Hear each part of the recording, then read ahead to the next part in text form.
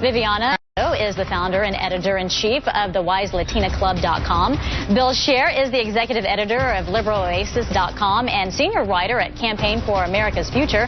And Sabrina Siddiqui is a politics reporter at the Huffington Post. Thanks for being with us, all of you.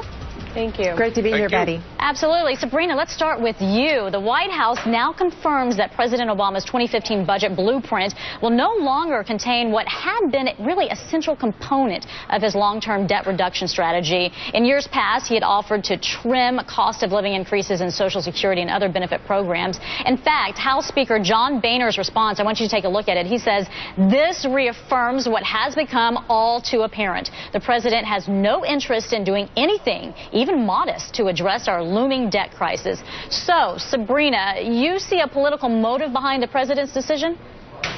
Well, I think it's a combination of a political motive and also the fact that there isn't a need for the president to include change CPI in his budget this year. Last year, he included it in the context of a grand bargain. It was a partial relief to sequestration and conditional upon Republicans embracing new tax revenues. We know Republicans haven't budged on taxes, and the grand bargain is widely regarded as dead. In addition to that, deficits have fallen sharply, and the budget deal that was passed by Congress in December did offer modest relief to sequestration. So there's really no need for the president to include change CPI in his budget this year, much less an election year where it could have posed a political problem for Democrats. Bill, let me bring you in here because the White House says the president will also seek $56 billion in new spending in the next fiscal year. So does that give Republicans some new ammunition, if you will, in this midterm election year?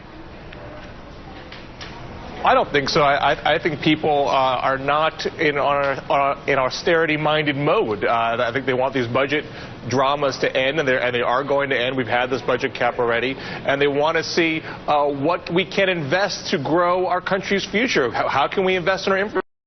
How can we invest in our children? We don't want to just see cut, cut, cut. You'll notice Republicans don't actually specify what they do want to cut because they know that's very politically dangerous. What the president did before was make an offer to pair these Social Security cuts with other tax revenue increases on the wealthy. Republicans rejected that offer.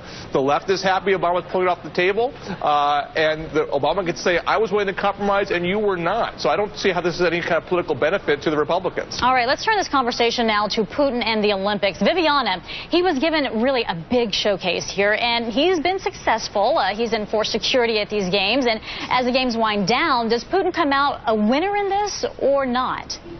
Well, certainly with all of the international criticism and the spotlight, not just on the Olympics and all of the different moving parts there, as well as what's happening in the Ukraine, this is what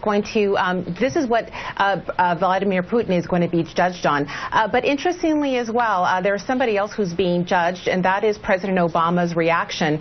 We have conservatives that have come out and said this is exactly what we've been talking about, the president leading from behind and looking very weak. I think one thing to keep in mind, though, is that remember that the president, as he is, I hope, burning down the telephone lines, trying to build coalitions, for example, with Germany, with Great Britain, with Brazil, and with Mexico as far as the Venezuela situation is concerned. I think that we have to give the president that latitude because he is not just evaluating the situations, the hot spots in the Ukraine or Venezuela, but also all of the other factors. For example, alienating Russia. What does that do for the situation in Syria? How about Iran's nuclear enrichment programs? These are the kind of things the president and the White House are surely weighing.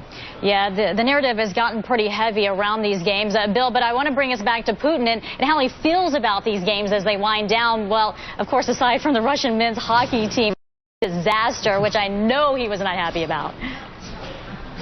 Well, I think this is a big loss for Putin. This was his show. He hustled to get these games. He wanted to show that Russia was back on the world stage, back and better than ever, ready to be on par with America. And what have we seen? We have bloodshed in the Ukraine that he instigated because he would not let that country turn economically towards Europe and get out of Russia's orbit. We see his police horsewhip the Pussy Riot protesters, showing and that he has not offered, he had some sort of symbolic gestures to prove that he was for free speech. That is proven incorrect. And the games themselves are a $50 billion festival of graft, which is not going to help attract foreign investment, doesn't help Putin look strong to his own people. I got to say, this is a big loss to Putin overall. Yeah, Sabrina, when the world's media leaves Russia and the spotlight is off of it, should we really be concerned that Putin might actually take stronger action regarding the crisis in Ukraine? I mean, he's already accusing the U.S. of meddling in what he considers to be his backyard. Well, I think that's part of why you've seen a very strong reaction from the U.S. and the president directly confronted Putin in his remarks on Ukraine the other day. He said that they disagree on the concept of basic freedoms for people, of course, who are protesting in Ukraine. And I think that that's why you also see lawmakers on both sides of the aisle calling on President Obama to kind of get out ahead and impose sanctions, which he can do using his own executive authority.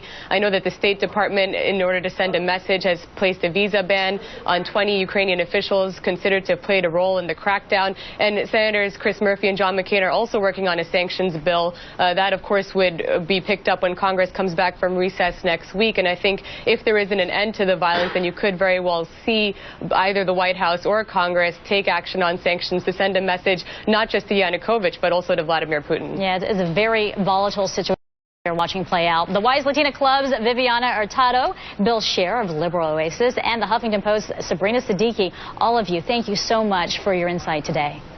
Thank you. Thank you.